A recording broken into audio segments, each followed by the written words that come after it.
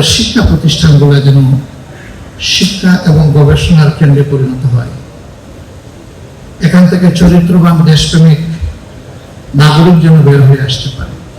অস্ত্র, রক্ত এবং লাশের নিচে দেশবাসী এরকম হৃদয় বিদারক দৃশ্য আর দেখতে চায় না। অনেক রক্তের বিনিময়ে দফায় দফায় এই জাতি মুক্তি এবং স্বাধীনতার স্বাদ পাওয়ার প্রত্যাশা করেছিল, সে প্রত্যাশা এখনো পূরণ হয়নি। 24 আন্দোলন এবং ত্যাগের মধ্য দিয়ে নতুন যে প্রত্যাশা জন্ম নিয়েছে, একটি নতুন বাংলাদেশ, মানবিক বাংলাদেশ গড়া, আমরা সাধারণ অভিভাবক হিসাবে প্রত্যাশা করি আমাদের শিক্ষা প্রতিষ্ঠানগুলো যেন শিক্ষা এবং গবেষণার কেন্দ্রে পরিণত হয়। এখান থেকে চরিত্রবান দেশপ্রেমিক নাগরিক যেন বের হয়ে আসতে পারে।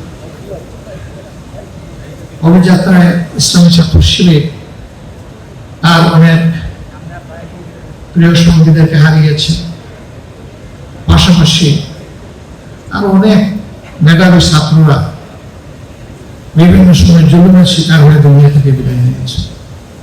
বিশেষ করে 24-এর যেটাকে দ্বিতীয় স্বাধীনতা বলা হচ্ছে, এই সময়টা চোখের সামনে পাখির মতো গুলি করে আমাদের সন্তান এবং সহকর্মীদেরকে হত্যা করা হয়েছে। প্রভুর দরবারে দোয়া করবো আমরা, আল্লাহ যেন তাদেরকে মর্যাদাবান শহীদ হিসেবে কবুল করেন এবং আরো যারা আহত এবং মৃত্যুবরণ করেছেন, আল্লাহ যেন তাদেরকে সুস্থতার পূর্ণ নিয়ামতে নেয় করেন। আসলে আমরা ইস্তেগফার পড়ি, অনুষ্ঠানে দরুদ পেশ করি এবং প্রভু দরবারে দোয়া মঞ্জুরের এই সময় প্রাণ খুলে দুটি কথা, দুটি আরজ আল্লাহ দরবারে আমরা পেশ করি। আস্তাগফিরুল্লাহ ওয়া আতুবু ইলাইহি।